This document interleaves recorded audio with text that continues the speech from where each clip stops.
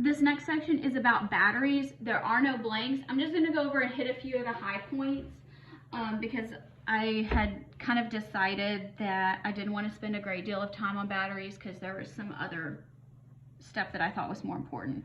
But there are different types of batteries, and batteries is the most common way that you're going to see electrochemistry used to generate electricity, is where it's stored in batteries. So you have dry cell batteries because they don't have much liquid water. Primarily, they're going to have zinc and manganate. When you have alkaline batteries, you're going to have the same half reactions, so these here, but you're going to put them in basic rather than in acidic, and so you'll get a higher voltage and you'll get a longer shelf life out of those. If you want to look at it, here it is. Positive terminal, that means that's the cathode. Negative terminal, that's the anode. So you have anode, cathode. Here, there's your KOH, so that's going to be your alkaline portion.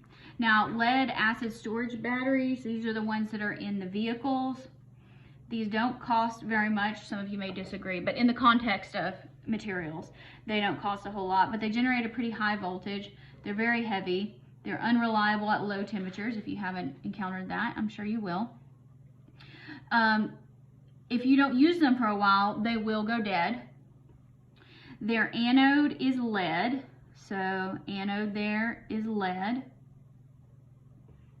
The cathode is going to be a lead 4 oxide, so lead and lead, but the cell voltage, this is a pretty high voltage, 2.02, and then you're going to put 6 of them in series, which if you haven't had physics yet, in series you add, versus in parallel you divide, or you sort of divide. But so in series you add them together. So your electrodes here actually get coated with a lead sulfate.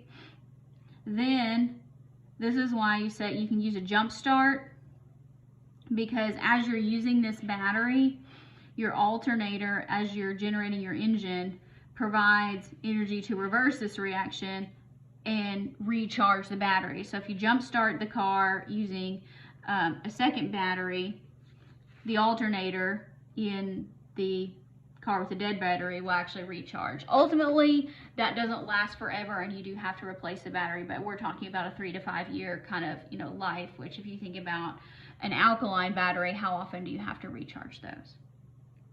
So the nickel cadmium batteries, these have a cadmium at the anode and a nickel oxide hydroxide, which sounds really weird, at the cathode.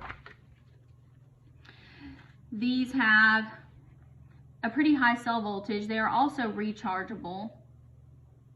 These tend to be ones that are used sometimes in cell phones, or they were. We don't use them a lot anymore because cadmium is very toxic. So now we tend to use the nickel metal hydride batteries for cell phones, computers, rechargeable things.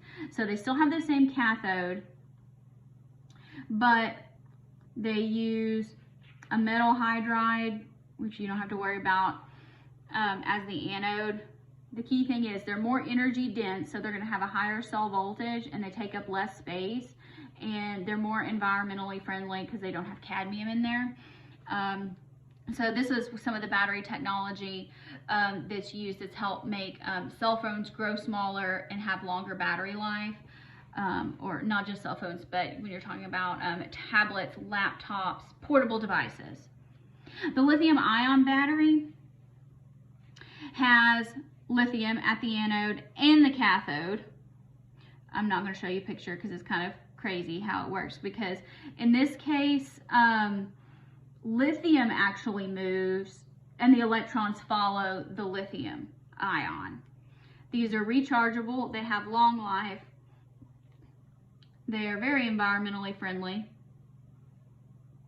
super energy dense, but they cost. They cost a lot. And you have to have special notation on the shipping that it has lithium batteries in it. So be careful when you fly or ship things. Now, fuel cells are not exactly batteries, but they do work like batteries. But so they don't run down, they're not rechargeable, they're just constantly being refueled. So generally, this is done with a hydrogen oxygen. So you have hydrogen that goes in, the hydrogen gas goes from the anode to the cathode, giving oxygen gas going in here. And so that's going to cause them, the hydrogen at the anode is going to make H+, the oxygen coming in at the cathode is going to make hydroxide, they're going to make water, and they're in some electrolyte solution. So the fuel, this is the thing, you got to have an oxygen inlet and you got to have a hydrogen inlet. The oxygen's pretty easy, the hydrogen not so easy. So that's the issue, is can you get enough hydrogen gas to fuel these? But the reaction produces water. This is a cool thing that NASA's been working on for a while, because it generates water. Water's a good thing. We need water up in space, and generally up in space, hydrogen is pretty abundant. So budding technology there.